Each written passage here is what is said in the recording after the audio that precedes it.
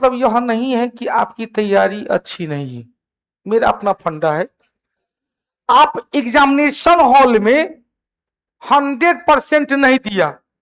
Examination hall में हो सकता है 10% प्रेशर में थे, जाना पहचाना क्वेश्चन गलत हुआ था। एक क्वेश्चन गलत होने पर देखिए पॉइंट में लोग सब छंटता है। हमेशा हम क्या कहते हैं, बिना टेंशन का जाइएगा एग्जाम देने के लिए, तो रिजल्ट होने की संभावना ज्यादा है। चूंकि आप लोग तैयारी बहुत दिन से कर रहे हैं, बहुत अच्छे तरीके से कर रहे हैं, तैयो नहीं रिजल्ट होता है मेरिट में, तो उसके मतलब ही हो जाता है कुछ ना कुछ टेक्निकल इश्यू आप एग्जामिनेशन हॉल में करके आ रहे हैं। और टेक्निकल इश्यू ऐसा नहीं कि ओ मार्कशीट में गलत करें, नहीं, आप प्रेशर में जा रहे हैं जिसके कारण 2-3 जाना पहचाना क्वेश्चन गलत बना रहा है। और जब ये जाना पहचाना क्वेश्चन गलत बनाएंगे तो आप कहां से हैं। तो कोशिश कीजिएगा कि जाना पहचाना क्वेश्चन गलत ना हो। किस चीज का रिजल्ट था, स्पेशल टास्क का 64 पोस्ट का भी हुआ था ना, यही 10 हाँ स्पेशल टास्क हवलदार वाला था, हवलदार ही था ना, 4th ग्रेड का था, 4th ग्रेड का था, मतलब स्केल अच्छा है, बिहार पुलिस से ऊपर है और दरोगा से नीचे है, अच्छा पोस्ट था। आइए हम लोग चर्चा करें। स्वागत करते हैं कौटिल्य परिवार में संजीवनी वाले। क्वेश्चन, गुप्तकालीन कला और स्थापत्य के संदर्भ में निम्नलिखित कथन पर विचार कीजिए। भाई विचार करो भाई, स्थापत्य कला का स्वर्णकाल गुप्त काल को कहा जाता है, संस्कृति का स्वर्णकाल गुप्त काल को कहा जाता है। क्वेश्चन पूछेगा, हिंदी भाषा का स्वर्णकाल अकबर के काल को कहा जाता है, फारसी का स्वर्णकाल अकबर के काल, चित्रकला का स्वर्णकाल जहांगीर का काल, स्थापत्य कला का स्वर्णकाल शाहजहां का काल, प्राकृत भाषा का स्वर्णकाल सातवाहन काल, राष्ट्रकूट का कन्नड़ भाषा का स्वर्ण काल राष्ट्रकूट काल, तमिल भाषा का स्वर्ण काल चोल काल और तेलुगु का स्वर्ण काल विजयनगर। विजयनगर में भी पहले इसको ले ले। गुप्त काल को भारतीय इतिहास और स्थापत्य कला का स्वर्ण काल कहा जाता है। B.A. स्मिथ ने उपाधि दिया था। किसने दिया था? यही B.A. स्मिथ ने समुद्रगुप्त को क्या कहा था? भारत का नेपोलियन कहा था। सही है। देवगढ़ का दशावतार मंदिर जो उत्तर प्रदेश गुप्तकालीन मंदिर का एक उत्कृष्ट नमूना है, जो नागर शैली में, उत्तर भारत के मंदिर निर्माण की शैली को नागर शैली, दक्षिण भारत के द्रविड़ शैली, मध्य में बेसर शैली, मध्य में। फिर को समझेगा, दशावतार मंदिर भारत का पहला ऐसा मंदिर था जिसमें शिखर का प्रयोग किया गया। इससे पहले मंदिर क्या होते थे? सपाट होते थे, लेकिन पहली बार शिखर नुमा दशावतार मंदिर में किया गया। सही है। अजंता की गुफा, अब देखो, अजंता की गुफा गुप्त काल का है, बाघ की गुफा गुप्त काल का है और उदयगिरी की गुफा भी गुप्त काल का है। अजंता की गुफा में कुल 29 गुफा है। बाघ की गुफा कहां? मध्य प्रदेश में। अजंता की गुफा कहां पर भाई? महाराष्ट्र में। बाघ की गुफा में कुल 9 गुफा है। बाघ की गुफा में 9 गुफा, अजंता की गुफा में 29, जिसमें 16, 17, 19, 16, 17, 19 किस काल का? गुप्त काल का। 16, 17, 19 अजंता की गुफा 16, 17 में क्या है भाई? जातक कथा के संबंध में है, मरणासन राजकुमारी की, मतलब बौद्ध धर्म और हिंदू धर्म से संबंधित है। जबकि गुप्त काल का जो बाघ की गुफा है वो धर्म से संबंध नहीं है, वो क्या अलौकिक है, मतलब गैर धार्मिक विषय का संबंध है। गुप्तकालीन उदयगिरी, उदयगिरी का गुफा भी कहाँ है? गुप्त काल का गुफा, उसका भी संबंध किस धर्म से? शुद्ध रूप से हिंदू धर्म से। विष्णु के दशावतार की चर्चा एक चित्रांकन किया गया है उदयगिरी गुफा में। क्वेश्चन ये भी सही है। यहां से सुल्तानगंज से, अपना सुल्तानगंज से बुद्ध की कांसे की गुप्तकालीन मूर्ति मिला है खारा, जो अभी पटना म्यूजियम में रखा हुआ है। इसका मतलब ये भी सही है, ये भी सही है और ये भी सही है। उत्तर क्या निकलेगा? 1, 2, 3, 3 पॉइंट सिर्फ लिख लेंगे। क्वेश्चन, गुप्त काल को संस्कृति का स्वर्ण काल कहा जाता है, गोल्डन एज कहा जाता है। संस्कृति का स्वर्ण काल, इसी स्वर्ण काल से सबको रिलेट कर लेंगे। स्थापत्य का स्वर्ण काल शाहजहां, चित्रकला का स्वर्ण काल जहांगीर,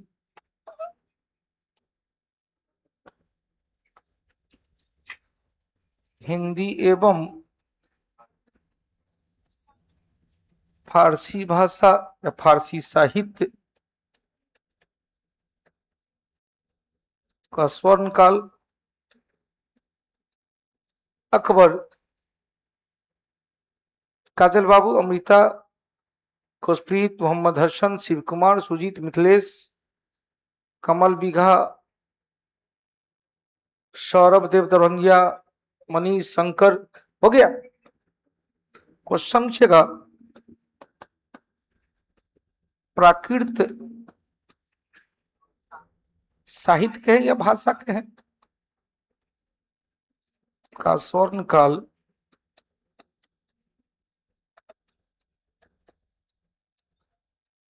सातवाहन,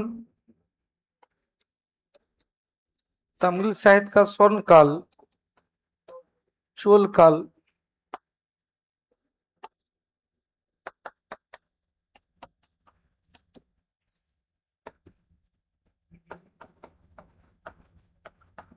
कन्नड़ साहित्य का स्वर्ण काल राष्ट्रकूट काल।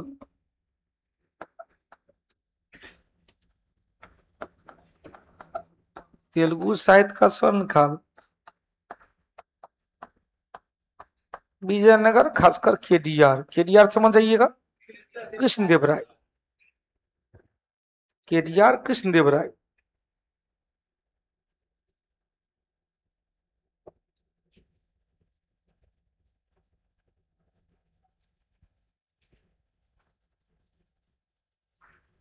हो गया। अब चूंकि कोरिलेट करना था, हटा दें इसको, तो हाथ चलाते रहेंगे। गुप्तकालीन गुफा बताए थे, कहां कहां। अजंता की गुफा महाराष्ट्र में है, उसमें भी क्या 16वीं 17वीं और 19वीं गुफा जो हिंदू धर्म प्लस बौद्ध धर्म से संबंधित है। अजंता की गुफा, उदयगिरी की गुफा मध्य प्रदेश के विदिशा में है, जो हिंदू धर्म से संबंधित है, जिसमें विष्णु के 10 अवतार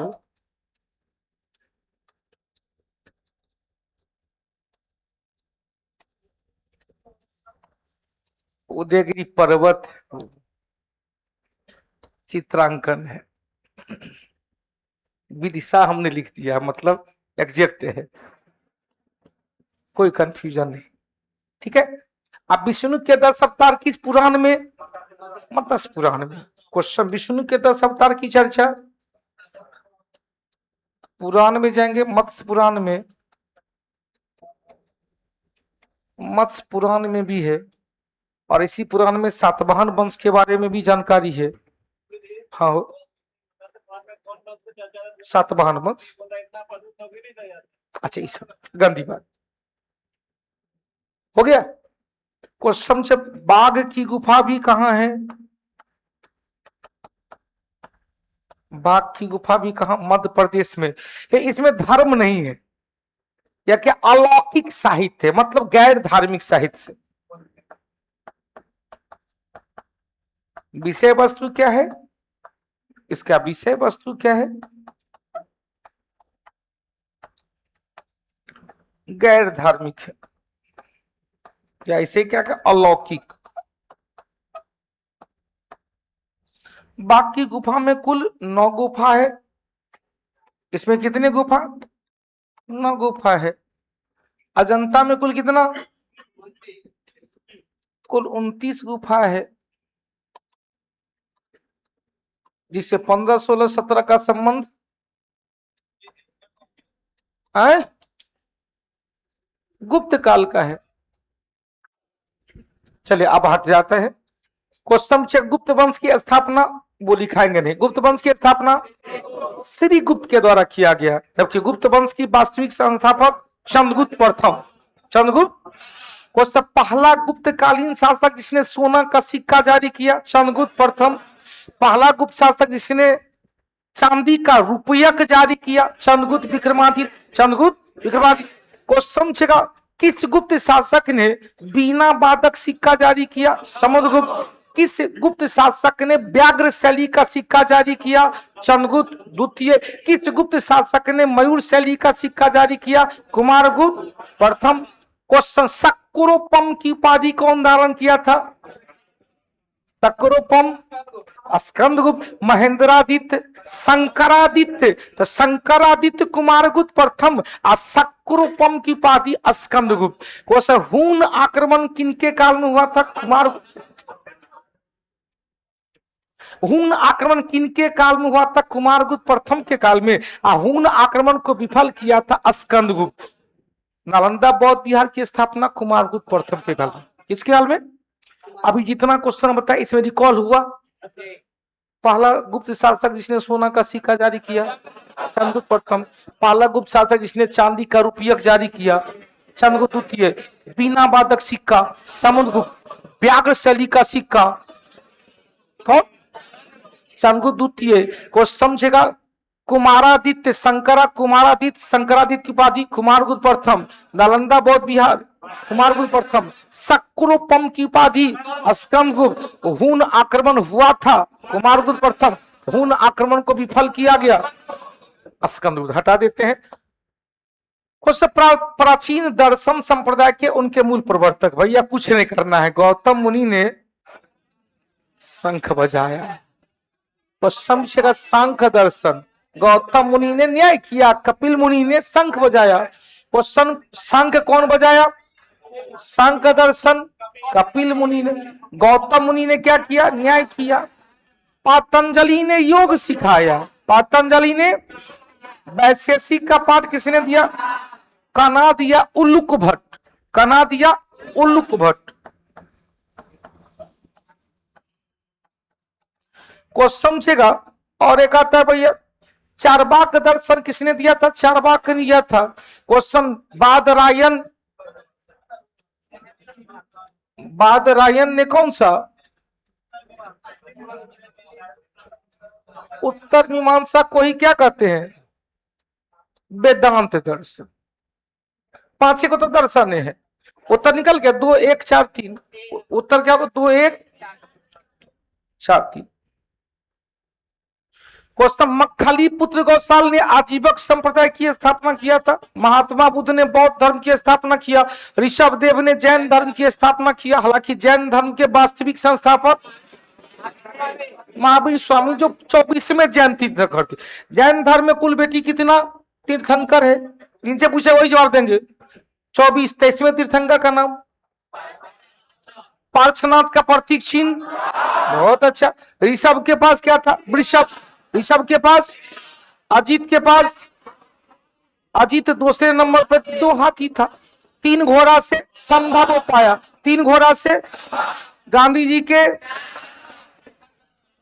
3 बंदर। चौथा ककोर अभिनंदन, तो चौथे जैन आचार्य कौन थे, अभिनंदन, जिनका प्रतीक चिन्ह बंदर। 5वां सुमतिनाथ, प्रतीक चिन्ह चकबा। एक बार फिर से, आप कोई नहीं बोलिएगा, मैं हमको सुनिएगा। प्रथम ऋषभदेव, प्रतीक चिन्ह वृषभ। दूसरा अजितनाथ, अजित के पास हाथी था। तीसरा संभवनाथ, घोड़ा था। चौथा अजितनाथ, बंदर था। 5वां सुमतिनाथ, चकबा था। आप ऊपर चलिए। 19वां मल्लीनाथ कलश था। 21वां नेमीनाथ, नीला कमल। 22वां अरिस्टेनेमी, शंख। 23वां पार्श्वनाथ, सर्प। और 24वां महावीर स्वामी सिंह की सवारी किए। तो उत्तर निकल गया होगा। आगे, शिवाजी महाराज के प्रशासनिक अष्ट प्रधान। कुछ नहीं करना है, यहां से 2 क्वेश्चन निकालना। अष्ट प्रधान भी है और अष्ट दिग्गज भी है। अष्ट दिग्गज कौन थे, कृष्णदेव राय के दरबार के 8 तेलुगु कवियों का समूह। तेलुगु कवियों का समूह, जिसका सबसे प्रमुख कौन थे? अलसी पेडन्ना। और दूसरा प्रमुख कौन थे? तेनालीराम। पहला कौन थे? अलसी पेडन्ना, दूसरा कौन थे? तेनालीराम। क्वेश्चन आएगा यहां पर अष्टप्रधान 8 प्रमुख पद थे, जिसमें सबसे प्रमुख पद था पेशवा का। खोजते हैं क्या कह रहा है। अष्टप्रधान 8 मंत्री का एक परिषद थी जो मराठा प्रशासन नीति निर्धारण में सैन्य संचालन का राजा को सलाह देता था। सही है। इसमें परिषद में पेशवा का पद राजा के बाद दूसरा प्रमुख था, जो समान प्रशासन का निरीक्षण करता था। सही है। अमात्य मजूमदार क्या था भैया? अमात्य मजूमदार क्या था? अमात्य क्या था? वित्त मंत्री था। सैन्य भर्ती करने में सेना की रखने के लिए क्या था? सर। अब बाकिया नबीस क्या था? गृह मंत्री। उत्तर क्या है? 3 गलत है, 1 और 2 सही है। 3 गलत है, 1 को क्या कर रहा है? कौन सा सही है? अब यहां से 2 क्वेश्चन लिख लेंगे। अष्टदिग्गज रहता तो अष्टदिग्गज क्या थे? तो अष्टदिग्गज केडीआर के दरबार में उपस्थित 8 तेलुगु कवियों का समूह, जिसमें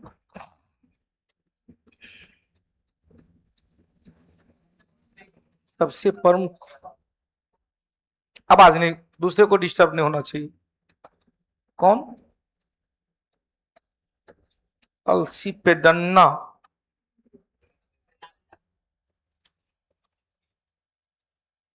और दूसरा सबसे प्रमुख तेनालीराम। भैया केडीआर खुद बड़े विद्वान थे। इन्होंने तेलुगु में जाम्बती कल्याणम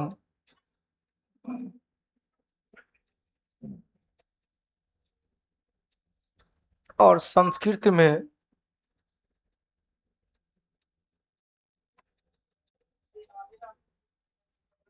भगवती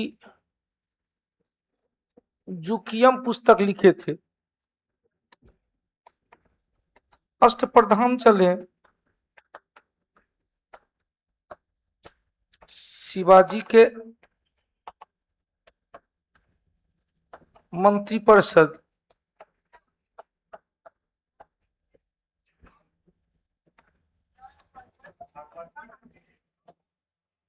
जी बताया जाए।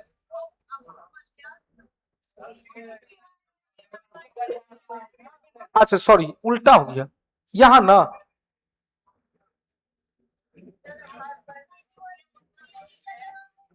क्या चीज?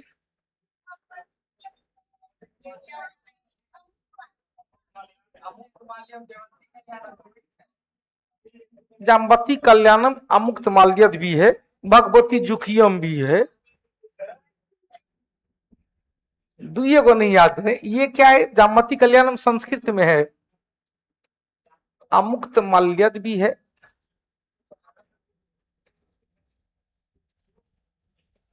या किसमें? तेलुगु में।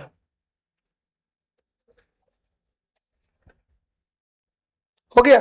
शिवाजी का अष्ट दिग्गज हो गया भैया, यहां पर अष्ट प्रधान हो गया यहां पर। अब अष्ट प्रधान में 5 को 6 को नहीं, 8 का 8 याद रख लीजिएगा। पहला क्या था? पेशवा। पेशवा क्या है? प्रधानमंत्री। जो छत्रपति के बाद दूसरा पद था, छत्रपति की अनुपस्थिति में उनके कार्यों का संचालन करता था। दूसरा क्या है क्वेश्चन? अमात्य या मध्य मुआदर या क्या था? वित्त मंत्री था। छोटा छोटा याद रखिएगा तो ज्यादा याद रहता है। तीसरा बाकिया नबीस या क्या था भाई? गृह मंत्री था। इनके दफ्तर को हुजूर ए दफ्तर कहा जाता है।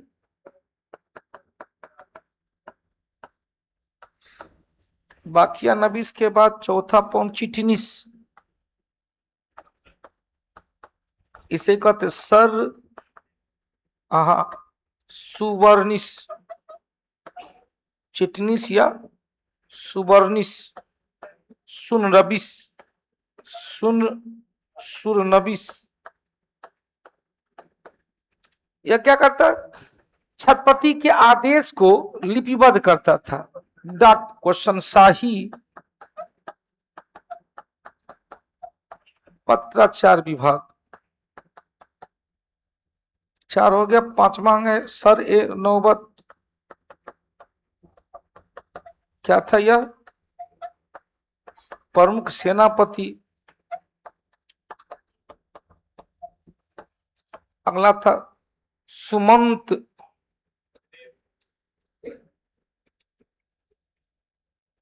विदेश मंत्री। पंडित राव,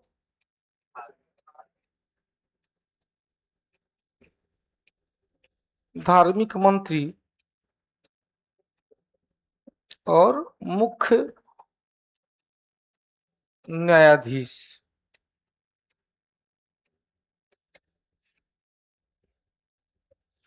उसको घेर दिए, इसीलिए घेरे हैं तो इस दोनों को युद्ध में जाने की इजाजत नहीं था, बाकी 6 को युद्ध में जाने की इजाजत था। लिख लिए क्या क्या लिखे, एक बार बोल दिया जाए। प्रधानमंत्री कौन थे, पेशवा। प्रधानमंत्री कौन थे, पेशवा।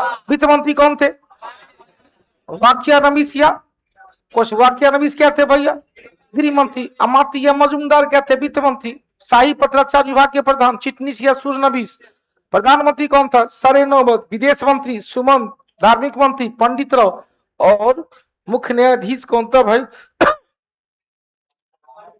क्वेश्चन। पंडित और मुख्य न्यायाधीश को युद्ध में जाने की इजाजत नहीं थी, बाकी 6 युद्ध में जाने की इजाजत। अष्ट दिग्गज हो गया, अष्ट प्रधान हो गया। नवरत्न पूरे इतिहास में 2 जगह मिलता है, एक अकबर के दरबार में नवरत्न था, एक चंद्रगुप्त विक्रमादित्य के दरबार में नवरत्न था। हटा देते हैं। अगला क्वेश्चन, दिल्ली सल्तनत सुल्तान गयासुद्दीन बलबन। भैया बलबन जब ये आता है तो इन्होंने क्या कहा, अपने आप को अफरासियाब वंश से माना, बलबनी वंश से स्थापित किया। इन्होंने सिजदा पैबोस परंपरा को प्रारंभ किया जो शाहजहां ने तोड़ा था। इन्होंने नवरोज त्योहार को परंपरा को स्टार्ट किया जो औरंगजेब ने तोड़ा था। इन्होंने इल्तुतमिश के द्वारा प्रारंभ किया गया तुर्कान ए चिहालगानी को क्या किया, समा। और देखो भाई क्वेश्चन, थ्योरी ऑफ किंगशिप के तहत सिजदा और पैबोस राजत्व का सिद्धांत को लागू किया, प्रथा को लागू किया था। उसका उद्देश्य था सुल्तान की प्रतिष्ठा को देवतुल्य बनाना और तुर्क सरदार चालीसा दल के प्रभाव को पूरी तरह से नष्ट करना। उत्तर क्या है, 1 और 2 दोनों सही है और दोनों की व्याख्या भी हो रहा है। क्वेश्चन यहां पर, तुर्कान ए चिहलगान 40 तुर्क सरदार का एक समूह था, चालीसा दल कहेंगे। गठन इल्तुतमिश, समाप्ति बलबन। सिजदा एवं पैबोश। शुरुआत किया बलबन, समाप्ति शाहजहां।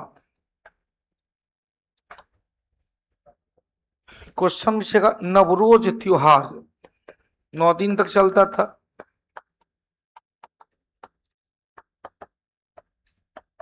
शुरुआत किया बलबन, समाप्ति किया औरंगजेब। एक और क्वेश्चन बताइएगा, देखते हैं जितना जोर से आवाज आएगा समझ जाएगा उतना क्वेश्चन याद है। तुलादान प्रथा किसने प्रारंभ, केवल महिला बटालियन, केवल महिला बटालियन। तुलादान प्रथा, जितना जोर से आवाज आएगा समझे। तुलादान प्रथा किसने प्रारंभ किया, किसने समाप्त किया, औरंगजेब ने। चारे को उत्तर है, फिर से सुनिएगा। तुलादान प्रथा क्या था, तराजू पर बैठ गए, आपने तौल के बराबर सोना चांदी हीरा जवाहरात गरीबों में दान कर दिए, तुलादान प्रथा था। अकबर ने प्रारंभ किया, औरंगजेब ने समाप्त किया। झरोखा दर्शन, झरोखा दर्शन अकबर ने प्रारंभ किया, औरंगजेब ने समाप्त किया। इलाही संबत अकबर ने प्रारंभ किया और शाहजहां ने समाप्त किया। दीन इलाही धर्म अकबर ने प्रारंभ किया, शाहजहां ने समाप्त किया। इस सब दिखाने की कोई आवश्यकता नहीं, फिर से एक बार बोल देते हैं। दीन इलाही धर्म की शुरुआत अकबर ने 1582 में, इलाही संबत अकबर ने 1583 में, दीन इलाही और इलाही संबत को समाप्त किया शाहजहां के द्वारा। तुलादान प्रथा अकबर ने समाप्त किया, औरंगजेब। झरोखा दर्शन अकबर ने समाप्त किया, औरंगजेब। क्लियर हो गया, समाप्त किया औरंगजेब। अब यहां से आगे बढ़ते हैं क्वेश्चन 1907 में। अच्छा, हमने परसों थोड़ा सा लॉजिक लगाया कि किस तरह से अधिक क्वेश्चन हो जाए। तो क्वेश्चन में हमने कहा कि 2 बार 3 बोलवा देंगे, तो लिखने में ज्यादा टाइम लग रहा है, तो बोलवा देंगे भैया। संजीवनी में नए बच्चे भी है, पुराने बच्चे हैं, तो पुराने बच्चे के साथ नए बच्चे बैठेंगे तो उनको भी एनर्जी आ जाएगा कि भैया हमको भी और पढ़ के आना है। तो बोलिएगा, आज जहां मेरी आवाज नहीं समझ में आए तो वहां पर भी टोक दीजिएगा कि सर क्या बोले, एक बार बता दीजिए। थोड़ा बड़ा बड़ा लिखेंगे तो कहां कहां अटेगा। उससे छोटा तो यहां लिखा हुआ है, नहीं लिखा हुआ है। हम जितना बड़ा लिखते हैं उससे छोटा यहां लिखा हुआ है ना।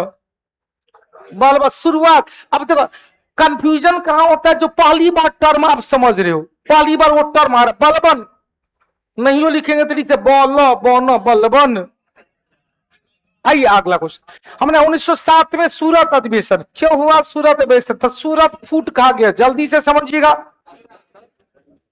सोनल पटेल, हाँ, पहली बार झरोखा दर्शन आएगा तो हुमायूं ने प्रारंभ किया था, लेकिन अकबर के काल में क्या हुआ, प्रचलन हो गया। ये सेम क्वेश्चन आता है।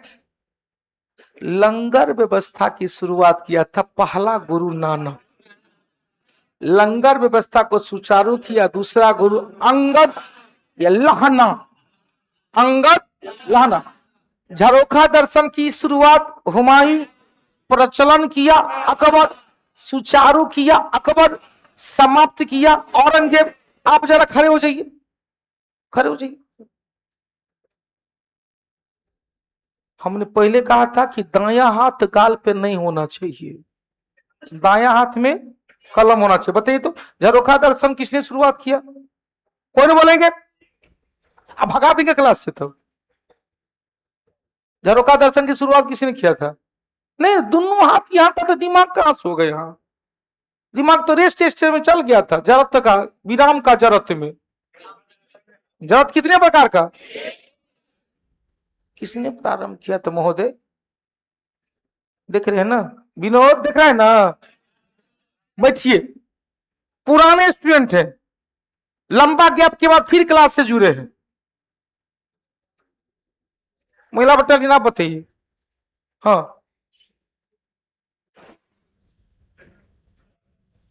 झरोखा दर्शन की शुरुआत किसने किया था? नहीं पता, पर आसान होगा, नहीं पता, बैठिए। नहीं पता, कितने को नहीं पता हाथ उठाइएगा। देखो, एगो हाथ उठा, दूगो हाथ उठा। कितने को पता है हाथ उठाइएगा। अब देखा घुमा कर, अब ये ना बोले हैं पहला टेस्ट है आज, आज पहला है, कोई बात है, पहले क्लास में नहीं होना चाहिए।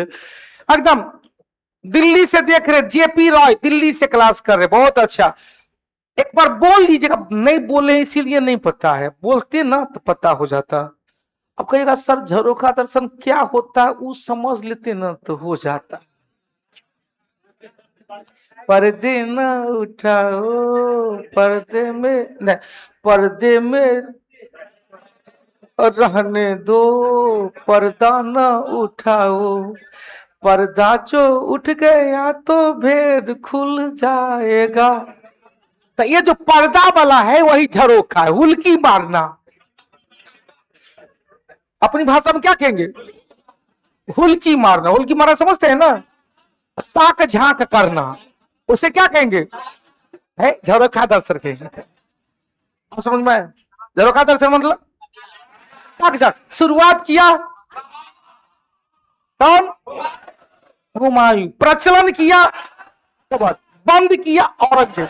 कहानी खत्म, लिखने की कोई आवश्यकता नहीं। अब यहां से हमने कहा, देखो हमने कहा सूरत विभाजन यहीं से रुक जाना है कि आजादी से पहले कांग्रेस का विभाजन 4 बार। आजादी से पहले कांग्रेस का विभाजन 7, 18, 23, 39। चुप, कोई बोलेगा नहीं, जब कहेंगे बोलने के लिए तब बोलिएगा। 7, 18, 23, 39। 7, 18, 23 कौन, कब? 7 में गरम दल, नरम दल। 7 में गरम दल एवं सूरत में हुआ था रास बिहारी घोष। रास बिहारी घोष, बोस नहीं, रास बिहारी घोष। अब यहां से कंफ्यूजन होगा, रास बिहारी बोस देगा तब माथा नोचिएगा। अब देखो भैया, अब इसे कारण जी का CISF IGI Indira Gandhi airport पे ड्यूटी करते हुए क्लास देख रहे हैं। चलो बहुत बहुत धन्यवाद। देखिए कोनो इलीगल नहीं, तू वीडियो देखते रहिएगा, कोई इलीगल घुस जाता तो लेते रहिए। हाँ यहां से देखो 1900, पहले इसको देख लेते हैं। सूरत विभाजन के संदर्भ में ऐतिहासिक अधिवेशन अध्यक्षता रास बिहारी घोष, सही है। और विभाजन का मुख्य कारण क्या था? स्वदेशी आंदोलन का विस्तार के तौर तरीके को लेकर नरम दल और गरम दल। नरम दल के लोग करे थे कदम से कदम मिलाकर चाह, किसका? अंग्रेजों का। और गरम दल का लोग कहा था पागल है, छीनो छीनो। मतलब गरम दल की प्रतिक्रिया अलग थी, और नरम दल का कहता काहे लग देहित रहा है धीरे धीरे बैठ। तो अब क्या था? वैचारिक विभेद था। और तीसरा, गरम दल के नेता चाहते थे लाल लाजपत। क्वेश्चन देखो यार, गरम दल के नेता चाहते थे लाल बाल पाल घोष में से कोई एगो हो, बट गरम दल के तरफ से जाए, गरम दल की तरफ से लाला लाजपत या बाल गंगाधर तिलक। मुख्य रूप से क्या कहा था? बाल गंगाधर तिलक को अध्यक्ष दिया जाए। यह नहीं तो गरम दल का, यह सही है। इस अधिवेशन का अध्यक्ष बने, और नरम दल ने कहा कि नहीं नहीं रास बिहारी घोष बनेगा। हो गया मारा पीटी, कपार फूट गया। फिरोज शाह मेहता का कपार फूट गया, खून निकलने लगा, और हो गया आंदोलन असफल। गरम दल नरम दल के बीच तानातानी होते देख गरम दल के लोगों ने कहा कि ठीक है रास बिहारी घोष को अध्यक्ष बना दिया जाए। अब यहां से 3 क्वेश्चन आया। इससे पहले थोड़ा सा बैक चलते हैं। 1904, 1905, 1906, 1907, 1908 में अधिवेशन को काउंटिंग नहीं किया जाता है, लेकिन कहा कि रास बिहारी घोष से अध्यक्षता किया था। ध्यान देना। 1904 में कहां पर अधिवेशन हुआ? बंबई में। कौन थे? Henry carton. कौन थे? उससे पहले 1894 में कहां पर? मद्रास में अल्फ्रेड वेब। उससे पहले 1889 में विलियम बेडरबन। और उससे पहले जॉर्ज यूल। अब उंगली पर गिन लीजिएगा। 1888 George Yule, 1889 William Wedderburn, 1894 Alfred Webb, 1904 Henry Carter, 1904 1917 Annie Besant, 1933 Nalini Sen Gupta, 1910 में भी विलियम बेडरबन, 10 में भी। कुल मिला के 88, 89, 94, 1904, 1910, 1917 और 1933 7 बार विदेशी ने कांग्रेस की अध्यक्षता किया, जिसमें 2 महिलाएं और 4 पुरुष थे। 4 2 तो 6 हुआ, तो एक विलियम बेडरबन 2 बार किए थे, 1889 और 1910। अब हुआ ध्यान रख।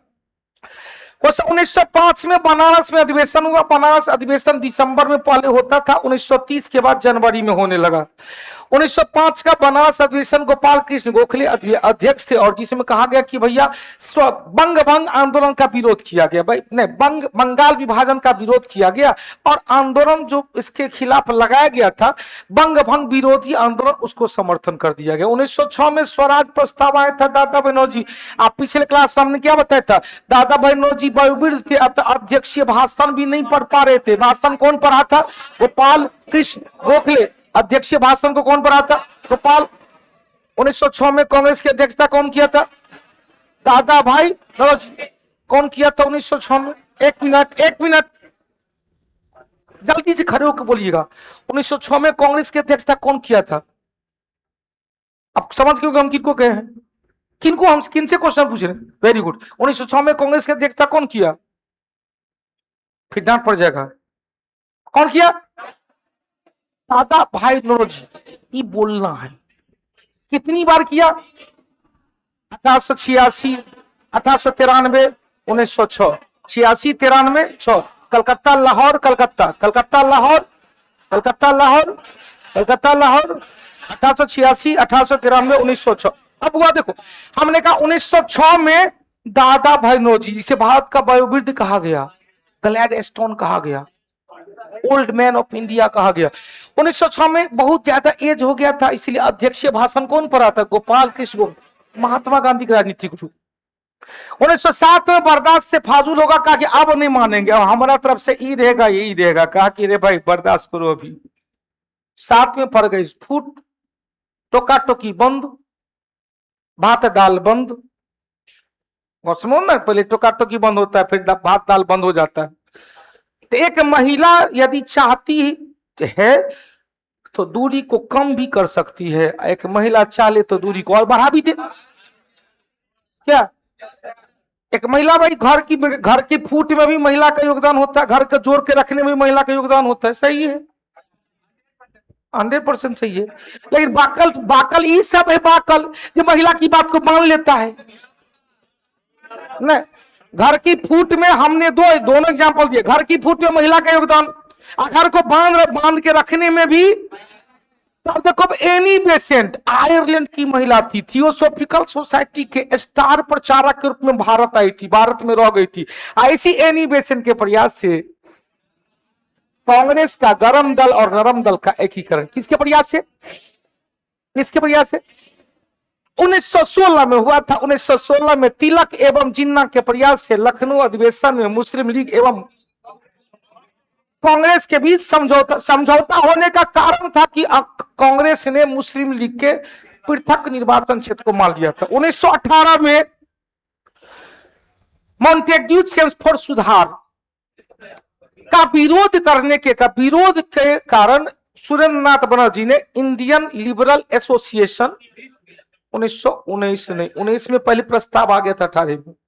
1918 में इंडियन लिबरल एसोसिएशन की स्थापना कर दिया। महात्मा गांधी के असहयोग आंदोलन की स्थगन के पश्चात 1923 से 1922 में क्या हुआ कि भाई कांग्रेस का स्वरूप चेंज करेंगे, कुछ कहा था विधानसभा में प्रवेश करेंगे, कुछ कहा था नहीं करेंगे। तो स्वराज दल चित्तरंजन दास, मोतीलाल नेहरू, विठल भाई पटेल 1 जनवरी 1923 को स्वराज पार्टी की स्थापना कर दिया। और 1939 में फॉरवर्ड ब्लॉक, आप बताइएगा, आपके पीछे 2 बेंच, मास्टर साहब जल्दी से, फॉरवर्ड ब्लॉक की स्थापना कब, किसने, कहां किया? जिनको आता है हाथ उठाइएगा। हम 3 क्वेश्चन किए हैं। महिला बटालियन कहां? महिला बटालियन, हाँ कोई भी।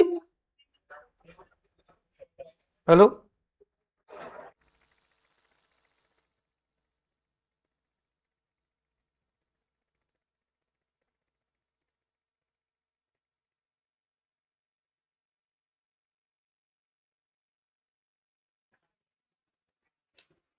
नहीं बेटा पढ़ो।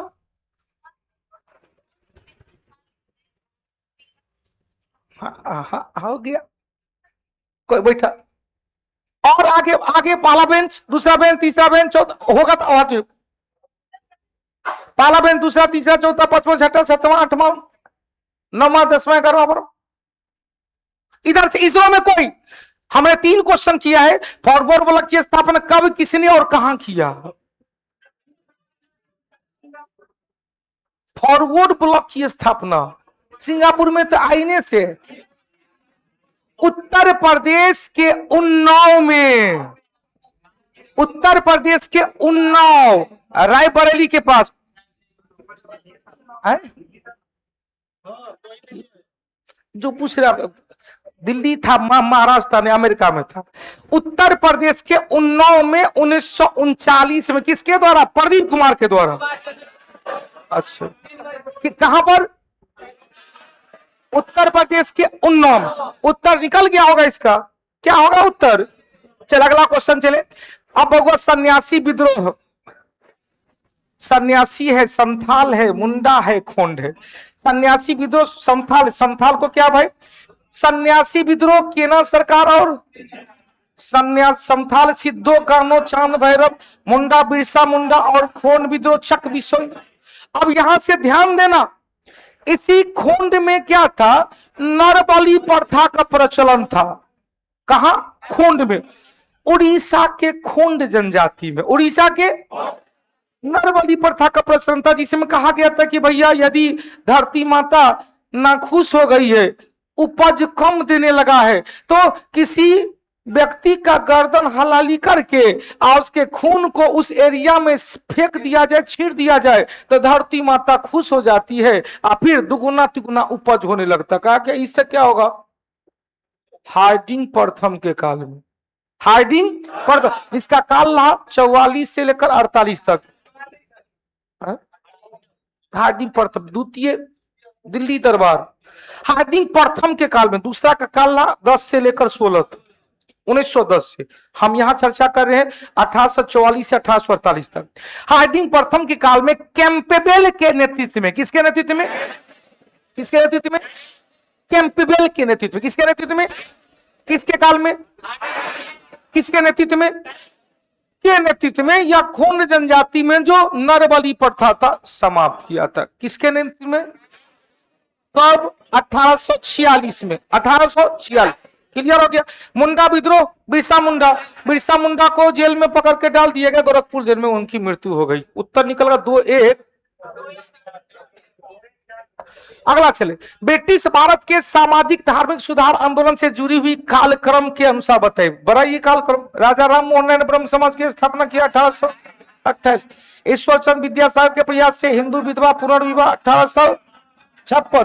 कर्नल सिलीमैन के द्वारा ठगी प्रथा 1830 और लॉर्ड विलियम बेंटिक द्वारा सती प्रथा 1829 धारा 17 के तहत। किसके प्रयास से? राजा राम मोहन राय के प्रयास।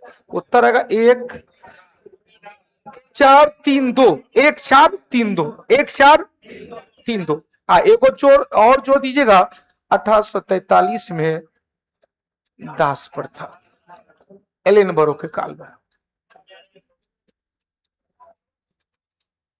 हो गया? क्या कहेंगे? उत्तर कहेंगे 1-4-3-2। उत्तर निकल क्या होगा? 1-4-1-4-3-2।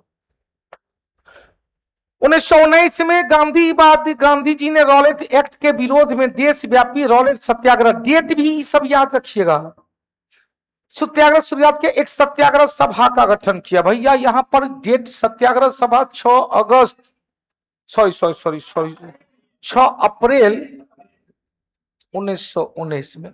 और रॉलेट एक्ट कब आया था? 18 मार्च 1919। महात्मा गांधी ने इसे क्या कहा था? काला कानून। क्या कहा था? बहुत अच्छा।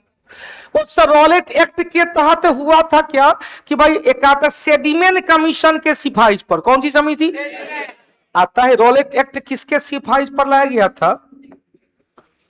सेडिमेन समिति के सिफारिश पर। कौन सी समिति?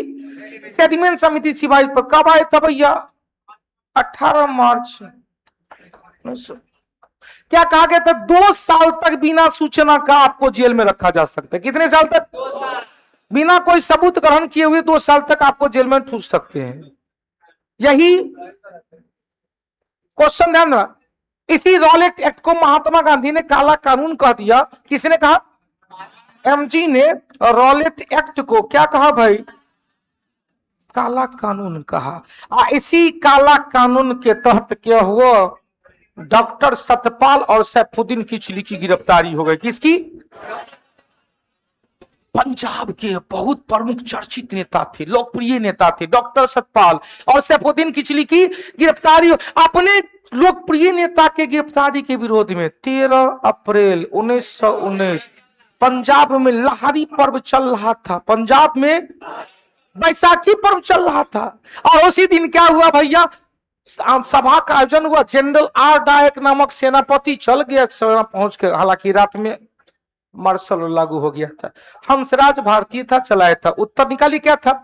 रॉलेट एक्ट ब्लैक एक्ट के तहत ब्रिटिश सरकार को यह अधिकार प्राप्त था कि वह किसी व्यक्ति को बिना मुकदमा का अनिश्चित ना कितने काल तक? 2 साल तक। कितने साल तक? उत्तर क्या निकलेगा? ए सही है, आर गलत है। अच्छा कितने, इसमें बहुत लोगों का उत्तर गलत हुआ। किनका किनका? इसमें किसने किसने ए मारे हैं, हाथ उठाइएगा। हमको पता था। किसने किसने मारे हैं, ये सही आर गलत है, हाथ उठाइएगा। इसका मतलब क्वेश्चन आपने पढ़ा था।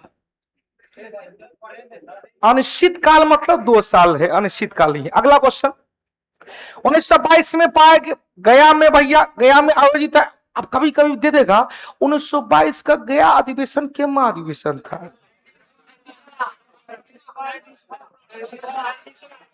16 और 22 38, जिसमें 8 वाला को काउंटिंग नहीं किया जाता है। तो एक क्या कर देते हैं, अभी हमने कहा ना 8 वाला को काउंटिंग नहीं करते हैं, रास बिहारी घोष ही वही थे, तो 37वां मान रहे थे। यदि 37 नहीं ऑप्शन में तो है ही नहीं ऑप्शन, लेकिन एग्जैक्ट जाएंगे तो 37। 1930 में भी कांग्रेस का वार्षिक अधिवेशन नहीं, 29 में हुआ था लाहौर में, 31 में हुआ कराची में, 30 में कहीं नहीं चर्चा है। अब यह 12 में 22 का राष्ट्रीय आंदोलन का कांग्रेस का क्या अधिवेशन हुआ था? अब आ गया 37 कैसर, कल पूछा था। देख अपना क्लास का क्वेश्चन सब, इसमें कहने वाली बात नहीं है, अपनी बड़ाई हम नहीं कर रहा हूं। 24 संथाल विद्रोह भी पूछा था, संथाल भी था। 24 कैरेट की बात इसीलिए, आज कोई भी पढ़ो कहीं से रिजल्ट होगा यहीं से, आज तैयार आएगा यहीं पर, हो हमारा पता है। नहीं आएगा, हमारा विश्वास नहीं आएगा तो भैया रील्स का ही प्रभाव है। 2 तारीख से आज तक पटना मुरझाया हुआ है। कल चमन था आज एक सहरा हुआ, देखते ही देखते ये क्या हुआ, कल चमन था। भाई कल हरियाली था, आज देखो 2 तारीख के बाद सब मुरझा गया है। और मेरा प्रयास है इस मुरझे हुए कली में, चमन में जिब्रेलिन का छिड़काव करे, ऑक्सीजन का छिड़काव करे, ताकि हरियाली आवे। यही हरियाली का काम संजीवनी करेगा, ये मेरा वादा है। 12 जुलाई की आ रही एग्जाम में, 12 जुलाई तक आप कंटिन्यू रखो। आपको एग्जामिनेशन हॉल में, चूंकि पुराने बच्चे को पता, नए बच्चे एग्जामिनेशन हॉल में नहीं मेरा चेहरा मेरी आवाज कान में गूंजेगा तो फिर रील्स रही रियल की बात करेंगे। 26 बीपीएससी में चराचर होगा। आइए इस अधिवेशन की अध्यक्षता देश बंधु, बहुत अच्छा, परिषद काउंसिल में अभी बता चुके हैं। काउंसिल में प्रवेश को लेकर मतभेद हुआ, सीआर दास, मोतीलाल नेहरू, विठल पटेल कांग्रेस से अलग होकर कौन सा क्वेश्चन, कस्तूरी रंगा के आयंगर और डॉक्टर अंसारी अधिवेशन में परिवर्तनवादी गुट के नेता थे। परिवर्तनवादी गुट के नेता तो 2 गो था, 3 गो, विठल व पटेल थे। ये सब क्या था? अपरिवर्तन क्या था? ये क्या था? अपरिवर्तनवादी था। क्वेश्चन मोहम्मद अंसारी, कस्तूरी रंगा आयंगर, डॉक्टर राजेंद्र प्रसाद, जवाहरलाल नेहरू, ये सब क्या था? अपरिवर्तनवादी था। ये सब क्या था? परिवर्तन। 3 गलत है, 1 2 सही है, 1 2 सही है। अगला क्वेश्चन चले। क्वेश्चन कैबिनेट मिशन कब आए थे बेटवा? 24 मार्च 1900। कितने स्तरीय था? अध्यक्ष कौन थे? स्टेफोर्ड क्रिप्स व्यापारिक दल के प्रधान थे, एबी अलेक्जेंडर नौसेना के प्रधान थे, और अध्यक्ष थे पेंथिक लॉरेंस जो उस समय राज्य सचिव थे। राज्य सचिव कौन थे? पेंथिक लॉरेंस। राज्य सचिव पेंथिक लॉरेंस। व्यापारिक बोर्ड के प्रधान स्टेफोर्ड क्रिप्स, और एबी अलेक्जेंडर नौसेना के प्रधान। 3 सदस्यीय था। क्वेश्चन 16 मई को अपना रिपोर्ट प्रस्तुत किया। कब प्रस्तुत किया? 16 मई को अपना रिपोर्ट प्रस्तुत किया। और इसी कैबिनेट मिशन के आधार पर अंतरिम सरकार के गठन के लिए इलेक्शन हुआ। 389 सदस्य थे, जिसमें 292 + 4 + 93, 292, क्या कहेंगे? 292 + 4 + कितना? 4 3 4 2 9। या देसी रियासत से, ब्रिटिश प्रांत से, या क्या था? प्रोफेशनली से। इसी के तहत क्या हुआ भैया, हमने एक लाइन कहा, कैबिनेट मिशन के तहत ही संविधान निर्माण के लिए संविधान सभा का गठन कर दिया गया। कैबिनेट मिशन के तहत अंतरिम सरकार का गठन हुआ। अंतरिम सरकार का गठन कब हुआ बेटवा? नहीं नहीं, ऐसे नहीं करेंगे।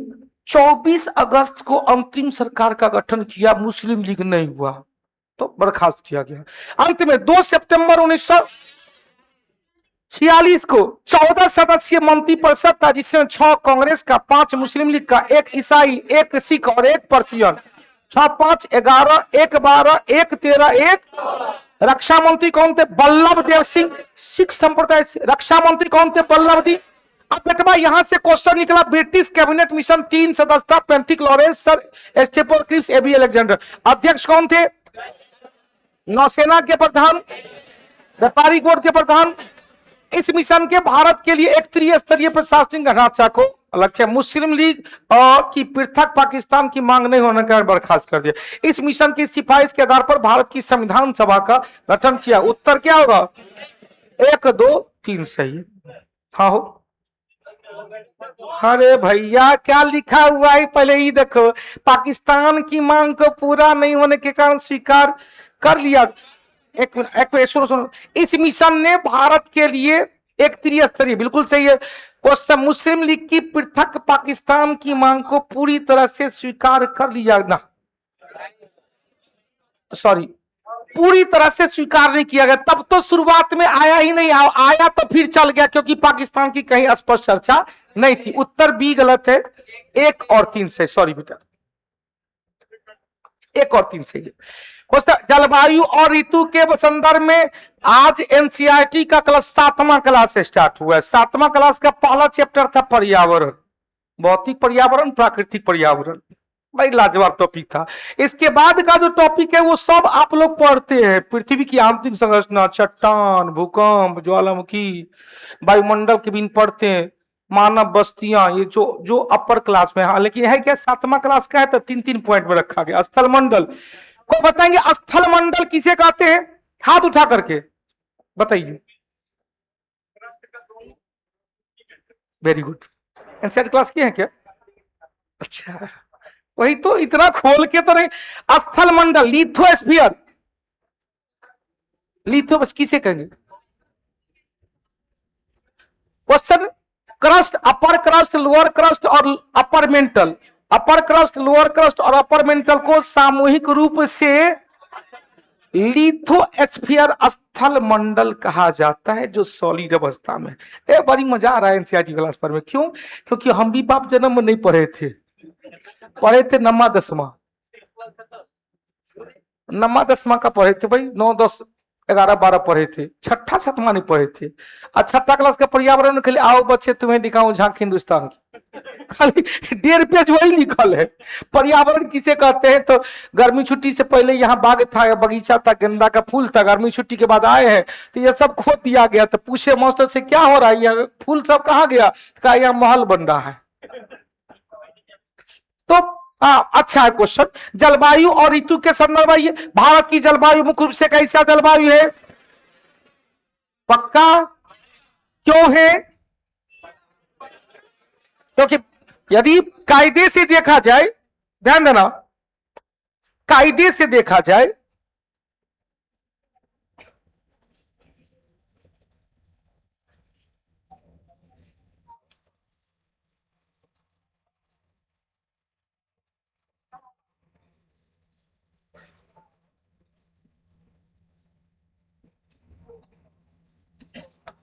कायदे से देखा जाए या कर्क रेखा है,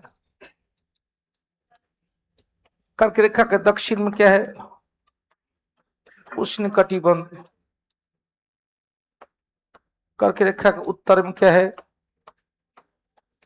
शीतोष्ण कटिबंध। क्यों बाबू? शीतोष्ण। लेकिन यहां पर उत्तर क्यों भारत का?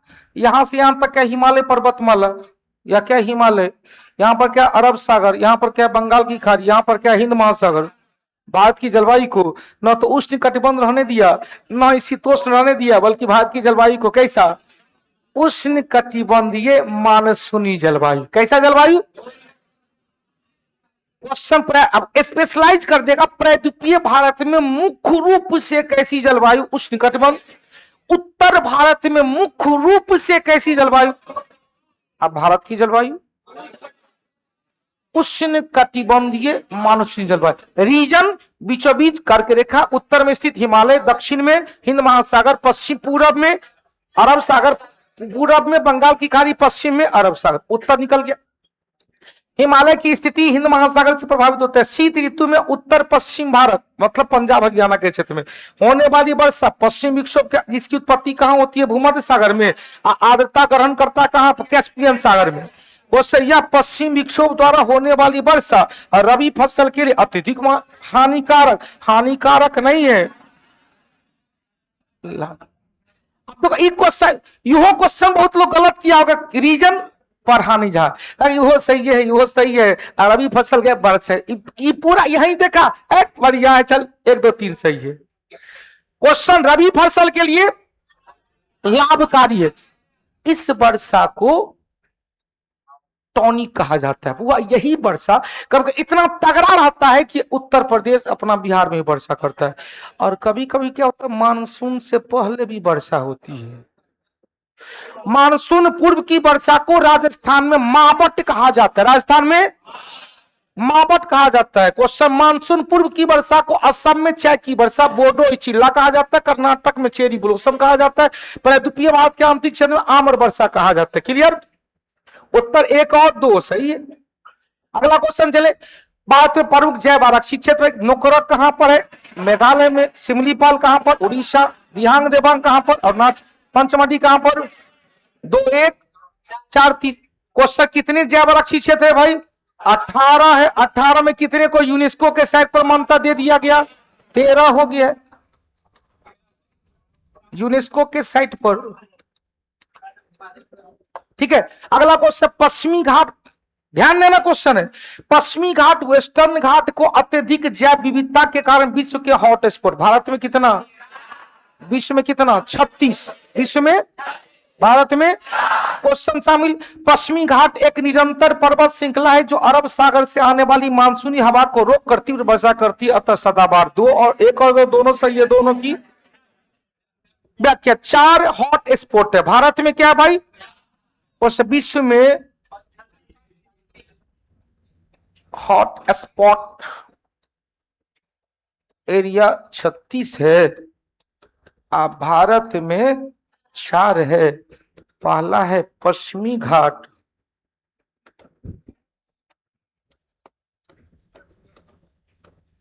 दूसरा है पूर्वी हिमालय, तीसरा है सुंडालैंड जो अंडमान है, और चौथा है इंडो बर्मालैंड।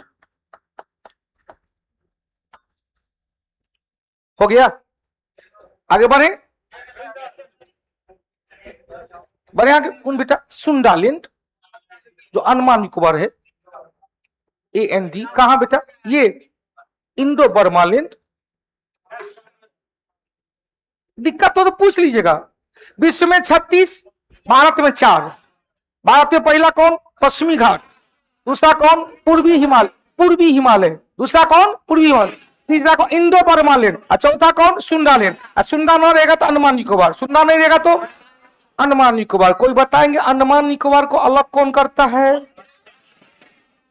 दोनों हाथ मिलाकर अंडमान निकोबार को अलग करते। 10 डिग्री चैनल। कितने डिग्री? अंडमान निकोबार अलग कितने डिग्री? तो कहेंगे 10 डिग्री चैनल। कितने डिग्री?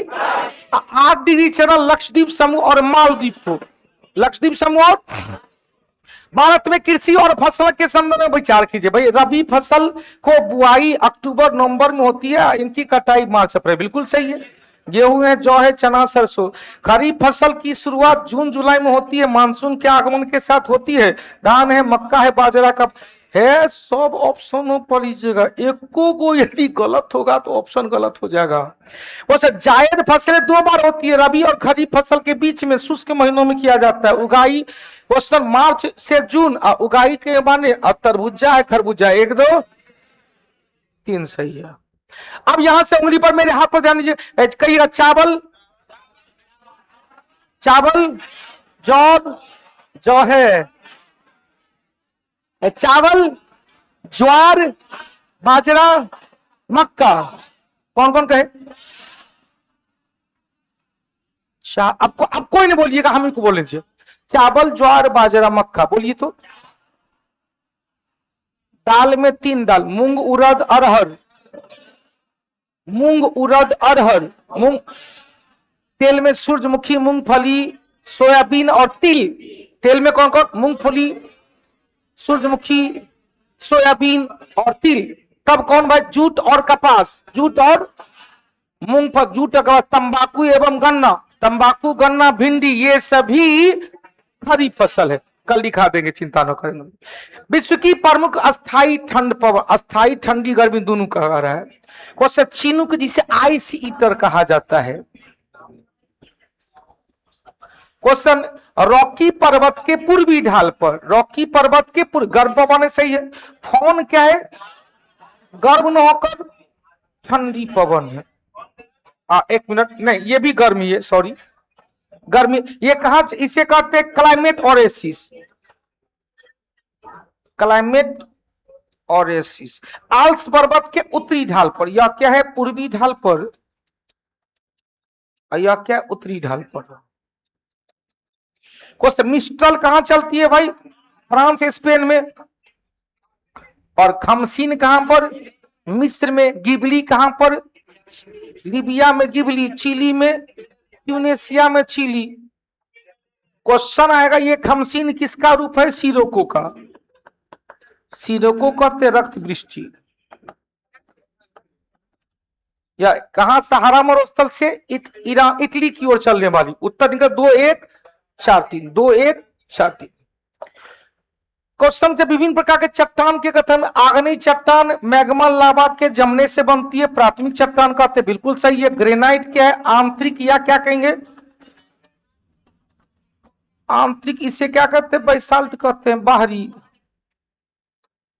अब सादी चट्टान परतों के रूप में पाई जाती है। जीवाश्म प्रचुर पाया जाता है। बलुआ पत्थर है, चूना पत्थर है। अत्यधिक ताप और दाब के कारण चूना पत्थर रूपांतरित होकर भी, तीनों का तीनों सही है, तीनों का तीनों।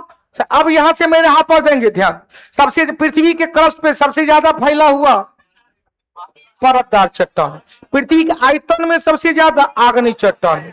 कभी कभी क्या होता है, रूपांतरित चट्टान पर भी तापमान और दाब का प्रभाव पड़ जाता है, तो वो फिर से आग्नेय चट्टान में बदल जाता है। आग्नेय से परतदार, आग्नेय और परतदार से रूपांतरित, और रूपांतरित पर भी तापमान दाब का प्रभाव पड़ जाता है, तो फिर से वो तरल पदार्थ बन जाता है, आग्नेय चट्टान। कल का टॉपिक एनसीईआरटी में है।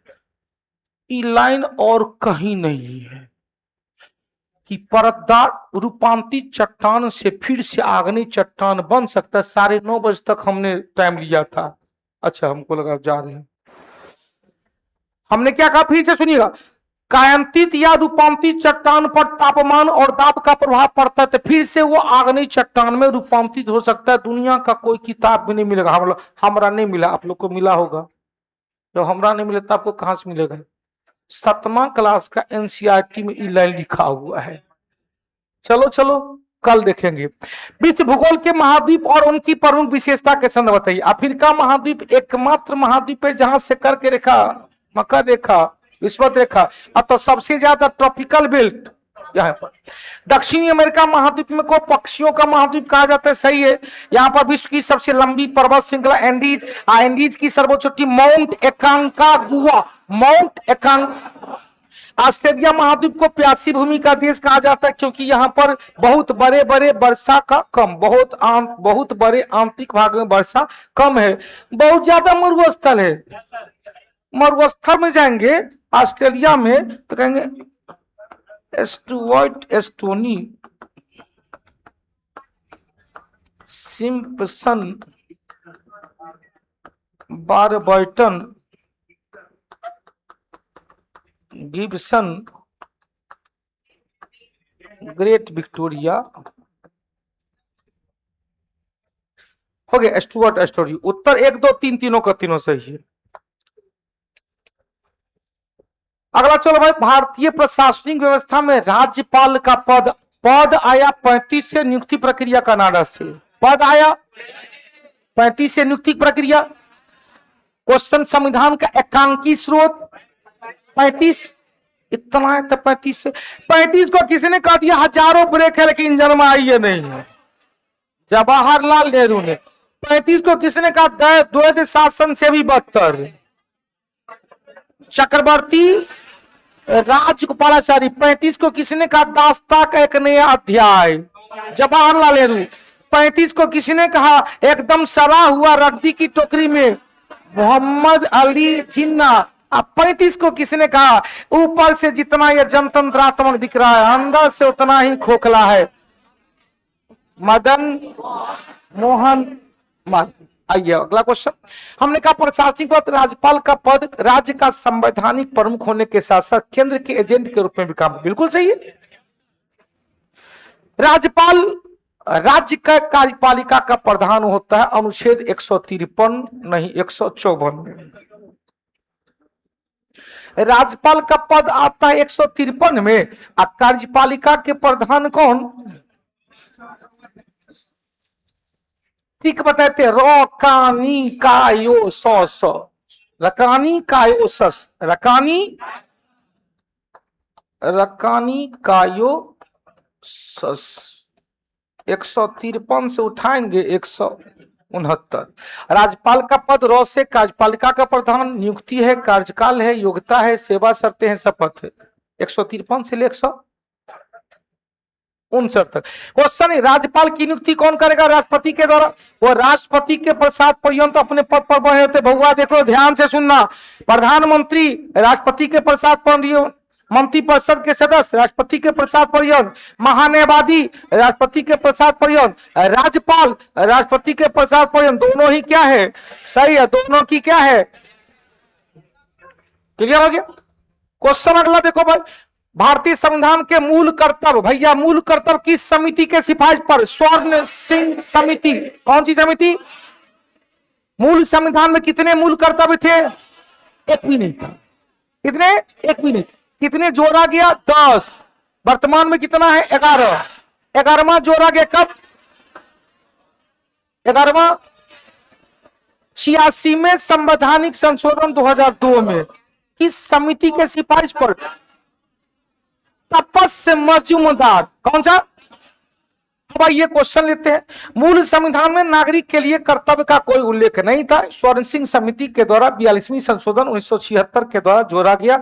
स्वर्ण सिंह समिति ने कहा था 8 जोड़ने के लिए, लेकिन जोड़ा गया भाग 4 में एक उपखंड जोड़ा गया, 4 का क जोड़ा गया और अनुच्छेद 51 का क जोड़कर 10 मूल कर्तव्य को शामिल किया। सही है। 86 में संशोधन 2002 के द्वारा 11वां मूल कर्तव्य को जोड़ा गया, बच्चों का शिक्षा के लिए, दोनों सही है। क्वेश्चन, ये कौन सी समिति, तपस्य मजूमदार समिति। चुपचाप सुनते रहिएगा, साथ साथ बोलते रहिएगा। आधा आधी क्लास में न याद हो जाए तो फिर मेरा नाम, लेकिन बोलना पड़ेगा। तपस्य मजूमदार समिति। 86वां संशोधन किस समिति के सिफारिश पर, तपस्य। 42वां किस समिति के सिफारिश पर, 42वां को क्या कहते हैं, लघु संविधान, लघु संविधान। उस प्रस्तावना में अब तक कितनी बार संशोधन हुआ है, एक बार। कौन सा संशोधन, 42वां। कौन सा संशोधन, उत्तर क्या निकलेगा, 1 2। अगला क्वेश्चन चलिए। क्वेश्चन, भारतीय संविधान के प्रमुख अनुच्छेद और वर्णित कहते हैं। अनुच्छेद 61 महाभियोग किसका, हमरा। संविधान में महाभियोग लगाकर किस किस को हटाने का प्रावधान है। अब कोई बोलिएगा नहीं, एक सुर में सुनते तो अच्छा लगता है। राष्ट्रपति को महाभियोग लगाकर हटाया जा सकता है, सुप्रीम कोर्ट के सभी न्यायाधीश को महाभियोग लगाकर हटाया जा सकता है, हाई कोर्ट के सभी न्यायाधीश को महाभियोग लगाकर हटाया जा सकता है। इसके अलावा किसी पर महाभियोग नहीं चलेगा। फिर से सुनिएगा, राष्ट्रपति, सुप्रीम कोर्ट के सभी न्यायाधीश, हाई कोर्ट के सभी न्यायाधीश को महाभियोग लगाकर हटाया जा सकता है। एक क्वेश्चन और, यूपीएससी के अध्यक्ष सदस्य को कैसे हटाया जा सकता है। सुप्रीम कोर्ट की अनुशंसा पर राष्ट्रपति के द्वारा। बीपीएससी के अध्यक्ष सदस्य को कैसे हटाया जा सकता है, सुप्रीम कोर्ट की अनुशंसा पर राष्ट्रपति के द्वारा। राष्ट्रपति के द्वारा हटाया जाएगा। राष्ट्रपति हाई कोर्ट से क्या अनुशंसा लेगा, किसके अनुशंसा, सुप्रीम कोर्ट। वहां पर संसद या विधानमंडल की कोई रिएक्शन नहीं। बेटा ध्यान देना। तो क्वेश्चन 61 में क्या हो राष्ट्रपति का, 72 में क्या था, जा सिमरन जा जी ले अपनी जिंदगी, हम नहीं कहने वाले हैं। क्वेश्चन 72 में क्या था राष्ट्रपति का, 123 में क्या था ऑडियंस, 143 में क्या था पूछेंगे, लेकिन करेंगे अपने मन से। पूछेंगे किससे, सीजीआई से, करेंगे अपने मन से तो पूछेगा है। मतलब सीजीआई के सिफारिश को राष्ट्रपति मानने के लिए बाध्यकारी उत्तर निकल गया होगा 1 4 3 2 4 1 3 2 4 1 3 2 4 उत्तर 1। क्वेश्चन संसद के दोनों सदन की संयुक्त बैठक कुछ नहीं करना है। संयुक्त अधिवेशन कहां से लिया गया, ऑस्ट्रेलिया से। कौन बुलाते हैं राष्ट्र, कौन संबोधन करते हैं, राष्ट्रपति। कौन संबोधन करेंगे, बहुत लोग इसमें लोकसभा अध्यक्ष मार देता है, लोकसभा अध्यक्ष अध्यक्षता करता है। संबोधन कौन करेंगे, फिर से बुआ रे संयुक्त अधिवेशन कहां से लिया गया है, कहां से लिया गया है, किस देश से। ऑप्शन है अमेरिका, दरभंगा, अच्छा ऑस्ट्रेलिया, आयरलैंड, इनमें से कोई नहीं। हो गया ना। हमारे पास देख बहुत बड़ा का थर्मामीटर रखा हुआ है, एक बार में हम गारंटी देते हैं कि क्वेश्चन पूछेंगे। यदि 200% क्लास में तो बता ही देंगे, आज 0% क्लास में नहीं बता सकते हैं। अब 3 व्यक्ति से और क्वेश्चन पूछेंगे, नहीं बताएंगे। एक तो हो गया, पकड़ा गया, एक और है, आप बताइए तो। हाँ आप बता दीजिएगा, मुझे पता है कहां से, ऑस्ट्रेलिया से। पीछे जो खड़े हुए थे, संयुक्त अधिवेशन को संबोधित कौन करता है, अध्यक्षता कौन किया, बुलाते कौन है। संयुक्त अधिवेशन में किस प्रकार से मतदान होते हैं, फंसवे करेगा, मतदान होते हैं। ऑप्शन 1 विशेष बहुमत, ऑप्शन 2 विशेष बहुमत के साथ साथ आधे से अधिक राज्य, तीसरा साधारण बहुमत, चौथा हल्ला करा कर साधारण बहुमत। असाधारण बहुमत जब भी होता है ना तो अध्यक्ष या सभापति मतदान नहीं करता है। कहिएगा सर यह तब कब करेगा, तो जब मत बराबर हो जाए, 2/3 में तो मौके नहीं मिलेगा, कभी बराबर होबे नहीं करेगा। विशेष बहुमत, विशेष से अधिक, आधे से अधिक राज्यों का कभी नहीं होगा। तो बराबर जब भी होगा क्या होगा, वर्षा कुमारी का सर जी, चुनाव आयुक्त को भी सर्वोच्च न्यायालय के न्यायाधीश को हटाने की प्रक्रिया है। मुख्य चुनाव आयुक्त को, केवल मुख्य चुनाव आयुक्त को, अन्य निर्वाचन आयुक्त को मुख्य चुनाव आयुक्त के सिफारिश पर राष्ट्रपति के द्वारा हटाया जा सकता है। अब ये क्वेश्चन पूछेगा किसी साधारण विधेयक पर गतिरोध उत्पन्न हो गई है तो राष्ट्रपति किस अनुच्छेद के तहत बुलाते हैं, सही है। क्वेश्चन साधारण विधेयक देख लीजिए किस कैसा विधेयक। अब देखो लोक, मेरे तरफ ध्यान दीजिएगा, लोकसभा के द्वारा पारित किसी साधारण विधेयक को राज्यसभा कितने दिन तक रोक सकता है, 75 दिन तक, या कहेंगे 3 महीना तक। राज्य में जाएंगे 4 महीना, वहां पर जाएंगे 60 दिन कर देंगे, 60 दिन कर, 75 दिन दूसरा, 75 + 70 कितने दिन तक, 60 दिन तक। और राज्य में जाएंगे 3 + 1 = 4 महीना। फिर से सुनिएगा, किसी साधारण विधेयक को राज्यसभा कितने दिन तक रोक सकता है, तो 4 क्वेश्चन है, सुनो ना। राज्य में जाएंगे 3 + 1 = 4, 4 महीना ना, राज्यसभा 6 महीना के लिए राज्यसभा। अब 75 दिन क्या है, तो 75 दिन कहा गया कि वित्त विधेयक को, नॉट धन विधेयक, वित्त विधेयक को राज्यसभा 75 दिन तक रोक सकता है, धन विधेयक को लोकसभा राज्यसभा 14 दिन तक रोक सकता है, और साधारण विधेयक को 6 महीना। लेकिन राज्य में जाएंगे 3 + 1 = 4 महीना, 3 + 1 = कोई डॉट। तो हम तो वही कह रहे 3 महीना + 1 महीना = 4 महीना। फिर से ऑप्शन चारों रहेगा और तीनों रहेगा, चार मारिएगा। ओ हमने कहा लोकसभा और राज्यसभा केंद्र वाला में 6 महीना और राज्य वाला में 4 महीना। हटा दे क्वेश्चन। इस संसद की इस संयुक्त अधिवेशन की अध्यक्षता सदैव भारत के उपराष्ट्रपति करेंगे, सही है। धन विधेयक संविधान संशोधन विधेयक के मामले में संयुक्त अधिवेशन बुलाने का कोई प्रावधान नहीं है, सही है। ये भी वित्त विधेयक में है, ये भी सही है, ये भी सही है। 1 और 3 सही है, 1 और 3 सही है, 2 गलत है। 1 और 3 का सही है, 2 गलत है।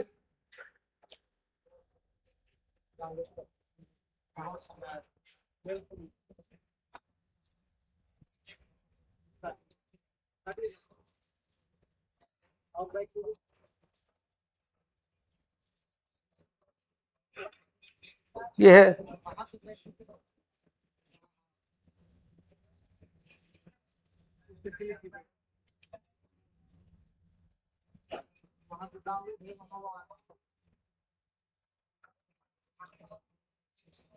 तो क्या 45 क्वेश्चन हो गया, तुम निपटा रहा है।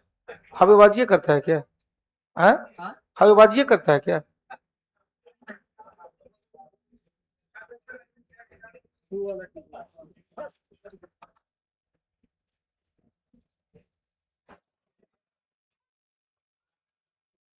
आज 15 मिनट तू खाया है, अब समझ सकता है। 3:30 बजे हम बेड छोड़े हैं, शाम में 3:30 बजे बेड छोड़े हैं, 4:10 से क्लास में रेगुलर है। समझ सकता हम क्या कहना चाह रहे हैं। 3 बोतल पानी पी चुके, पानी गया कहाँ?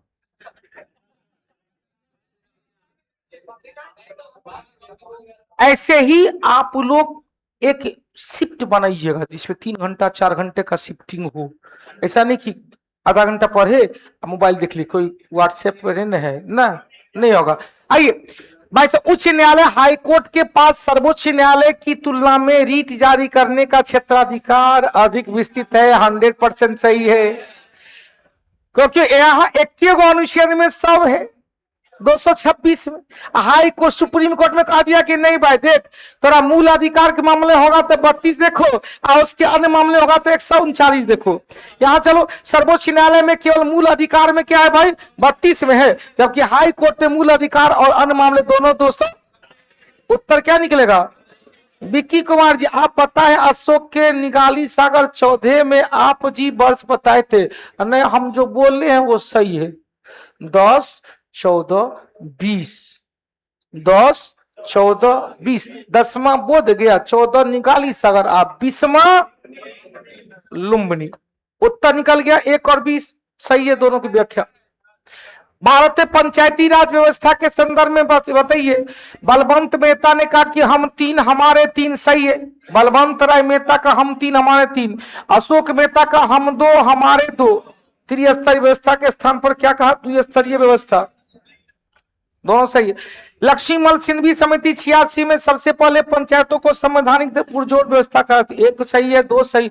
इसके अलावा ध्यान देना 1985 में जे भी के राव का हम 4 हमारे 4। वो से पीके थुंगन समिति आया था 1988 में। इसी पीके थुंगन समिति के सिफारिश पर 64वां संवैधानिक संशोधन विधेयक आया था। राज्यसभा ने पारित, लोकसभा पारित किया, राज्यसभा ने पारित नहीं कर पाया। तब आए संयुक्त प्रवर समिति के सिफारिश पर 73वां 74वां को संसद के द्वारा 92 में पारित किया गया। राष्ट्रपति ने 20 अप्रैल 1993 को मंजूरी दिया, दोनों को एक साथ। पंचायती राज लागू हुआ 24 अप्रैल 1993 में और नगर पालिका लागू हुआ 1 जून 1993। उत्तर क्या कहेगा? 1, 2, 3 तीनों सही है। अगला क्वेश्चन चले, शब्दावली जो प्रश्न काल आजे बताए थे कहां से कहां, 12 से 11, 11 से 12 कहेंगे। प्रश्न काल में क्या था, 20, 25, 230। यह लोकसभा में तारांकित है, यह राज्यसभा में तारांकित है और यह क्या अतारांकित है। फिर से सुनिएगा, तारांकित उस प्रश्न को कहा जाता है जो भरबल प्रश्न भरबल उत्तर पूरक प्रश्न पूछे जाएंगे। अतारांकित में पूरक प्रश्न नहीं पूछे जाएंगे, लिखित पूछा जाएगा, लिखित जवाब चाहिए। लोकसभा तारांकित 25, 20 राज्यसभा में 25 और दोनों सदन में 230।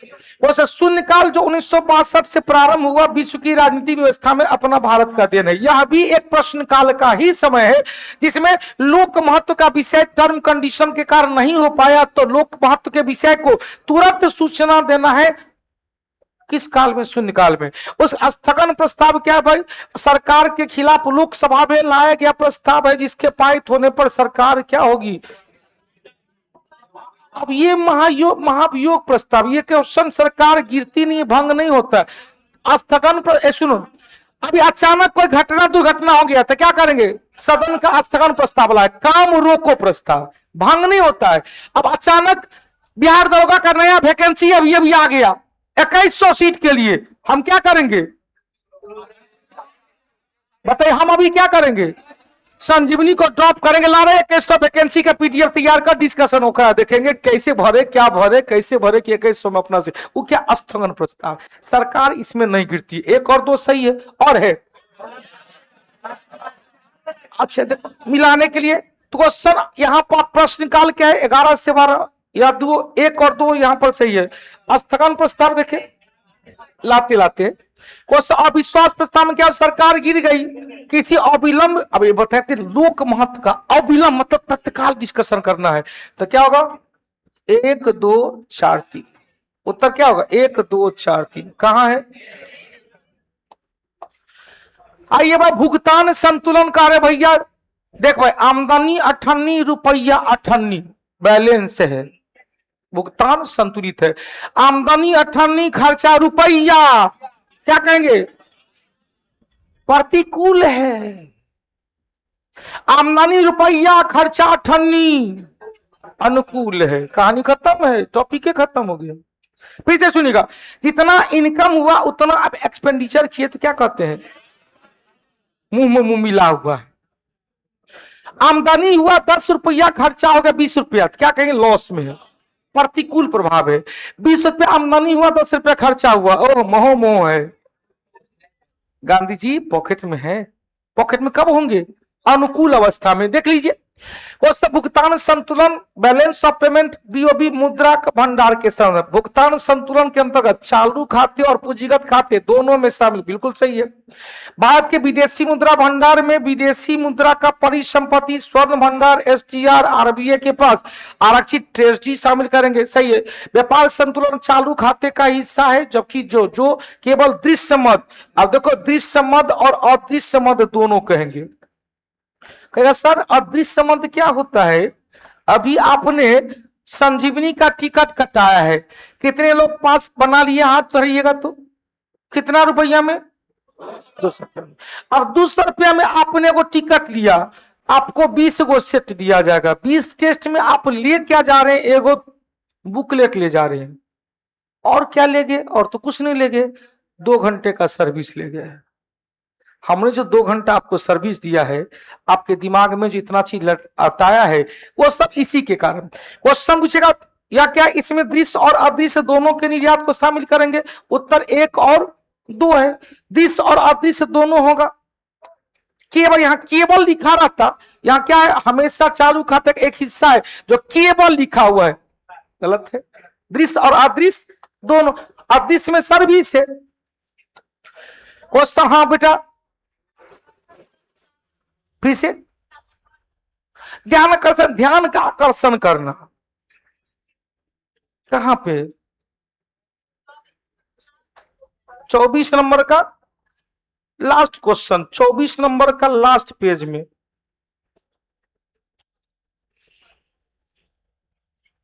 अब स्थगन प्रस्ताव, अब किसी अविलंब लोक महत्व में सदन का ध्यान आकर्षित करने के लिए लाया जाता है, इसे स्थगन प्रस्ताव भी कहते हैं। स्थगन प्रस्ताव क्या? चूंकि ऑप्शन के अकॉर्डिंग ना आप जाइएगा, ऑप्शन ध्यान आकर्षण प्रस्ताव नहीं है। वर्तमान विषय को रोककर लोक महत्व के विषय पर चर्चा करना स्थगन प्रस्ताव कहलाया। वर्तमान विषय को ड्रॉप कर लो। अभी एग्जाम्पल के देखे बताए, संजीवनी को ड्रॉप करेंगे, बिहार दरोगा का डिस्कशन को प्रारंभ करेंगे। आइए क्वेश्चन, जब भारतीय रिजर्व बैंक द्वारा सीआरआर क्वेश्चन नगद आरक्षित अनुपात की कमी किया जाता है तो बैंक में ऋण देने की क्षमता बढ़ जाती है, सही है। सीआरआर कम होने में वाणिज्यिक बैंक अपनी कुल जमा राशि का छोटा हिस्सा आरबीआई के पास नगद रूप में रखना पड़ता है, जिससे बाजार में निवेश की अधिक तरलता बढ़ जाती है। बिल्कुल सही है, एक और दो दोनों सही है। कैश रिजर्व में सभी अनुसूचित बैंक अपने कुल नगद जमा राशि का एक हिस्सा, एक निश्चित हिस्सा आरबीआई के पास जमा रखती है। यदि कम कर देगा तो बैंक के पास ज्यादा होगा, ले रे भैया तू हो ले रे बउआ तू हो ले, रे बेटिया सब तू हो ले। यदि सीआरआर बढ़ा दिया जाएगा, अपने है ये नहीं तो तुमको क्या देंगे, जाओ कल आना। अगला ये विभिन्न प्रकार का कर प्रणाली के संबंध में कह रहा है, कौन सा कर कौन सा प्रणाली है? कहेंगे प्रगतिशील कर, प्रगति कर रहा है, आय बढ़ रहा है, कर का दर बढ़ता जा रहा है। आय बढ़ने के साथ कर का दर बढ़ता स्थिर रहता है, स्थिर क्वेश्चन, कर का दर स्थिर रहता है। प्रतिगामी कर क्या है? यहां पर आय के दर में वृद्धि होता है। प्रतिगामी रिग्रेसिव कर, आय बढ़ने के साथ साथ कर के दर में कमी होती है। और देखिए आनुपातिक कर क्या है? निश्चित आय पर सेम दर से कर लगेगा, प्रत्यक्ष रूप से वस्तु पर लगने वाले कर। गलत है। आय बढ़ने के साथ साथ कर के दर में प्रभाव कमी होता है, या क्या और रिग्रेसिव टैक्स हो जाएगा। इसका उत्तर एक का दो है और दो का क्या है? चार है। आनुपातिक कर के सभी आय पर लगने वाला कर है। अब एक ऑप्शन है नहीं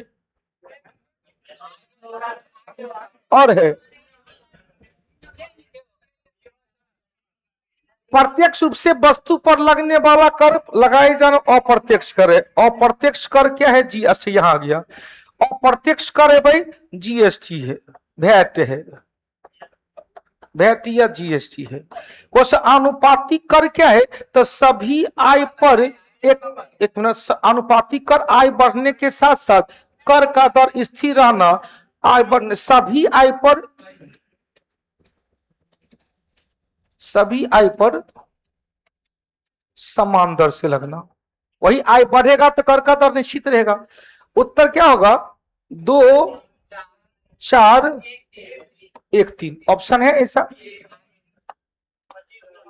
2 4 1 3 बढ़ने दीजिए। 2 4 1 3 25 देख लें। काहे केवल व्यापार संतुलन में जो ग्रीस वस्तु रहता है उसी का शामिल किया जाता है। भुगतान संतुलन में ग्रीस और ग्रीस दोनों को शामिल किया जाता है। एक बार चेक करके बताइए, व्यापार में केवल दृश्य है?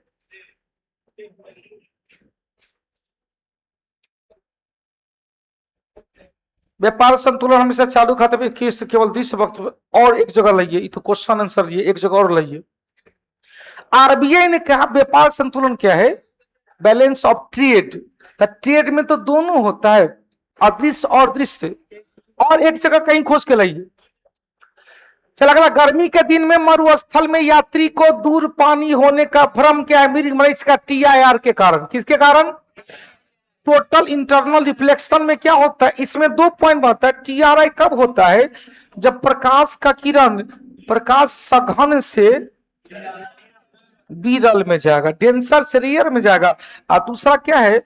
अपवर्तन कोण का मान, अपवर्तन कोण का मान किससे? कांतिक कोण से अधिक हो जाएगा। बस इसके अलावा कुछ नहीं है। क्वेश्चन, तराशा हुआ हीरे का चमकना प्रकाश का पूर्णांतिक परावर्तन। क्वेश्चन, इन धनुष का बनना प्रकाश का पूर्णांतिक परावर्तन।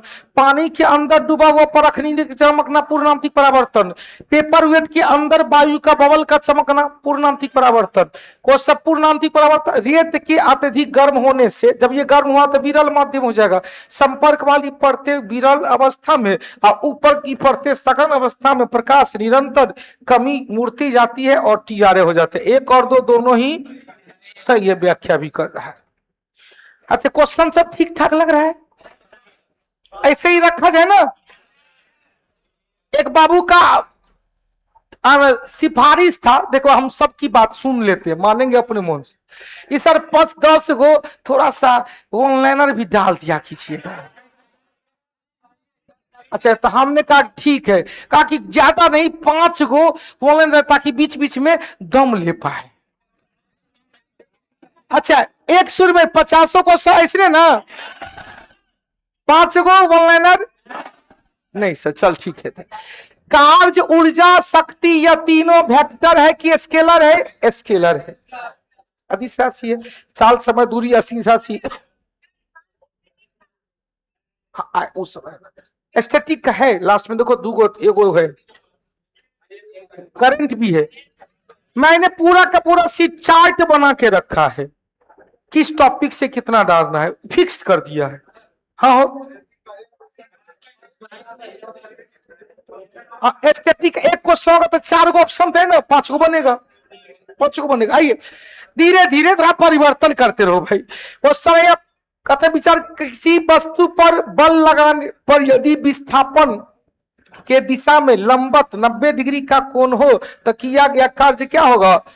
cos 90 बराबर किया गया कार्य 0 है। उससे एफएस cos थीटा है ना। बांध में रोके गए पानी या घड़ी का स्प्रिंग संचित ऊर्जा क्या है? पोटेंशियल। सही है, यो सही है। डायनेमो क्या करता है? एक ऐसा यंत्र है डायनेमो क्या यांत्रिक को विद्युत ऊर्जा में, विद्युत ऊर्जा को यांत्रिक ऊर्जा में कौन तोड़ा? मोटर तोड़ा। इसका 3 क्या है? गलत है। 1 और 2 सही है, 1 और 2 सही।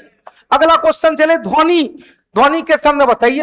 अब सब तरंग किसे कहेंगे? 20 से कम, 20 से कम को, अब 20 से 20 क्या हो? श्रव्य तरंग। 20 से 20 क्या है? सब को हम लोग अब श्रव्य तरंग को नहीं सुन पाते, लेकिन चमगादड़ सुन पाता है।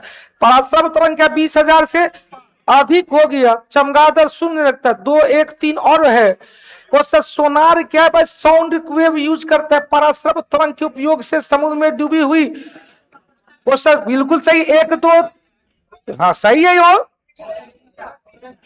क्या होगा? 2 1 3 4, 2 1 3 4 कहां गया भाई? देखो रडार में है रेडियो तरंग,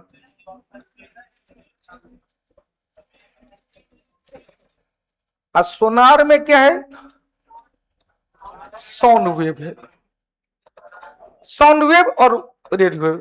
क्वेश्चन सेमीकंडक्टर कह रहा है। सेमीकंडक्टर आधुनिक इलेक्ट्रॉनिक उपकरण के संबंध में। सिलिकॉन क्या है? सिलिकॉन और जर्मेनियम शुद्ध अर्धचालक के रूप में उदाहरण है, जिसकी विद्युत चालकता क्या है? तापमान बढ़ने पर बढ़ती है और प्रतिरोध क्या होगा? घटती है।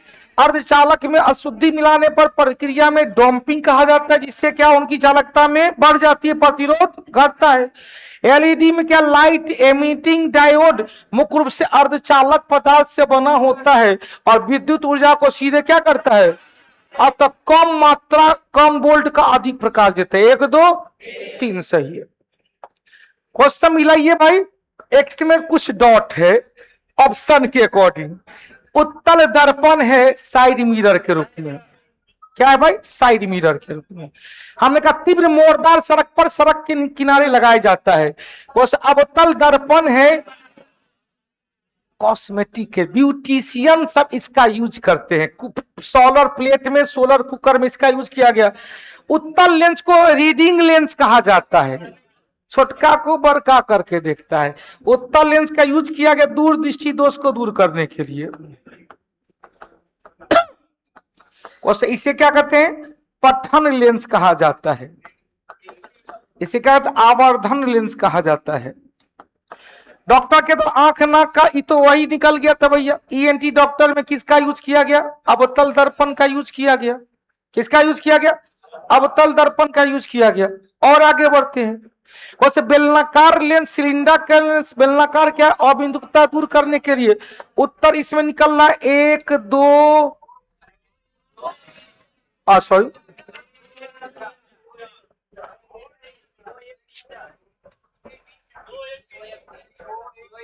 क्वेश्चन 2 1 1 4।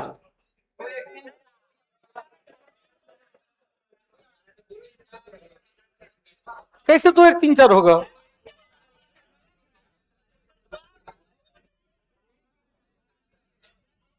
अरे भैया अवतल का ही नहीं, डॉक्टरी के द्वारा कान देख के लिए इसमें उत्तल लेंस थोड़ा भी होगा, दर्पण होगा। तो उत्तर 1 2 1 1। अरे यार चुप। अवतल दर्पण का प्रयोग पहले सुन लीजिए। गाड़ी के हेडलाइट में, ईएनटी डॉक्टर के द्वारा मरीज को देखने के लिए, सोलर प्लेट में, सोलर कुकर में, परावर्तक दूरबीन में। अब मिलाइए। वाहन के पीछे अवतल दर्पण, ड्राइवर के सामने उत्तल दर्पण, सॉरी उत्तल दर्पण, साइड मिरर में उत्तल दर्पण, तीव्र मोड़दार सड़क पर उत्तल दर्पण। अब यहां तक ये तो उत्तल दर्पण हो गया 2 नंबर। अवतल दर्पण दाढ़ी बनाने में अवतल दर्पण, 16 प्लेट में अवतल दर्पण। क्वेश्चन यहां चले, डॉक्टरी द्वारा आंख नाक कान में क्या होगा, यहां 2 होगा उत्तल दर्पण अवतल, यहां 2 1 2, यहां क्या होगा 4 का 4, उत्तर क्या है 2 1 सॉरी क्या है 2 1 2 4, उत्तर निकाल लीजिए 2 1 2 1, उत्तर निकल गया 2 1 2 4। अब ऑप्शन क्वेश्चन काहे काटिएगा, बना दिए उसको ही, हो गया। अगला चले अधिक, सर्दियों में रात के में जब तापमान बहुत कम होता है तो पानी का पाइप फट जाता है, क्योंकि टेम्परेचर कम होगा, द्रव सॉलिड में बदलेगा तो आयतन क्या होगा, बढ़ेगा। क्वेश्चन, पानी द्रव से ठोस आएगा तो आयतन बढ़ेगा। क्वेश्चन, 4 डिग्री से नीचे तापमान आने पर पानी का घनत्व क्या होगा, कम होगा, आयतन क्या होगा, बढ़ जाता है।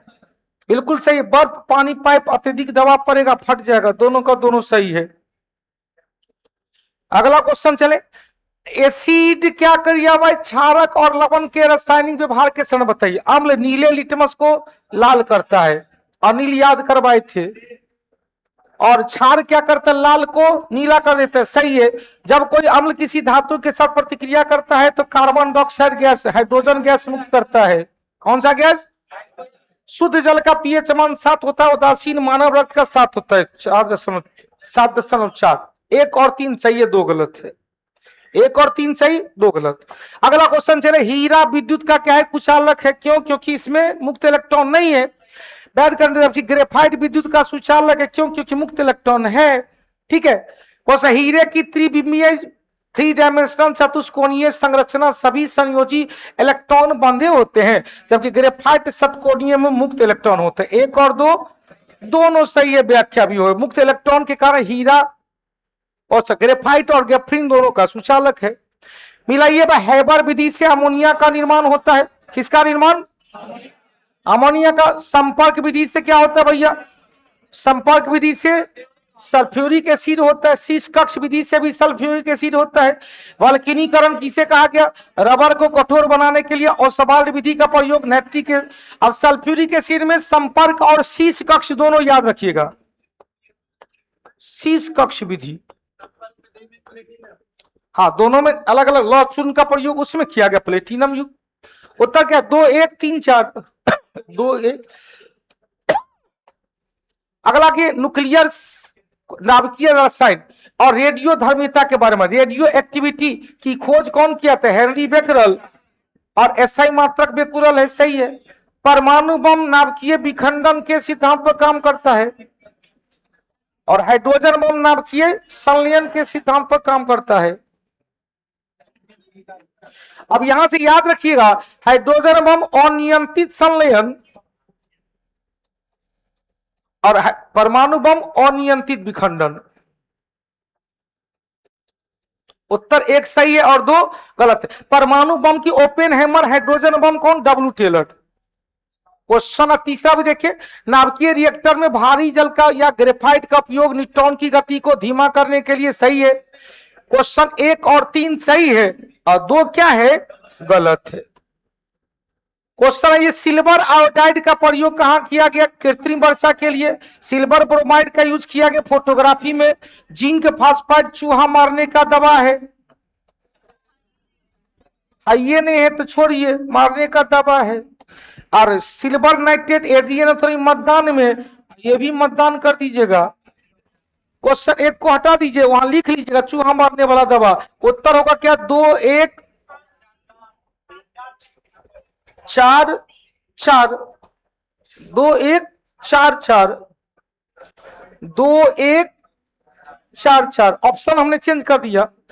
अगला चले, पानी की सतह पर कीड़ा यदि मच्छर लार्वा नष्ट होता है मिट्टी तेल, भैया क्या टेंशन क्या होगा, टेंशन कम होगा तो एरिया क्या होगा, बढ़ जाएगा। पृष्ठ तनाव अत्यधिक बढ़ जाता है, गलत है। तो इसका नाम क्या होगा, घट जाएगा। उत्तर क्या होगा, ए सही है और आर गलत है। ए सही है, आर गलत है। अगला क्वेश्चन चले, ह्यूमन डाइजेस्टिव सिस्टम एंजाइम के कार्य प्रणाली में लार ग्रंथि से क्या निकलता है, टाइलिन या एमाइलेज, जो क्या करता है, कार्बोहाइड्रेट को पचाते का काम करता है। अमाशय में पेप्सिन निकलता है जो प्रोटीन को पेप्टोन में तोड़ता है। इसके लिए हाइड्रोलिक एसिड क्या है, एक अम्लीय माध्यम प्रदान करता है। एक और दो, दोनों सही। और चलो, लीवर के द्वारा स्राव, बाइल जूस में कोई पाचक इंजाइम नहीं है, बसा का इमल्सिफिकेशन करता है। तीनों का तीनों सही है। यही क्या करता है, भोजन को अम्लीय माध्यम से क्षारीय माध्यम में तोड़ता है। जेनेटिक्स के डीएनए को जीवन का ब्लूप्रिंट कहा गया, अनुवांशिक पदार्थ है। सही है। क्वेश्चन, कारण क्या, डीएनए की, यहाँ डीएनए है, डबल हेलिक्स संरचना का मॉडल वाटसन क्रिक के द्वारा किया गया। उत्तर एक और दो सही है, लेकिन इसका संबंध इससे कोई नहीं कर रहा है।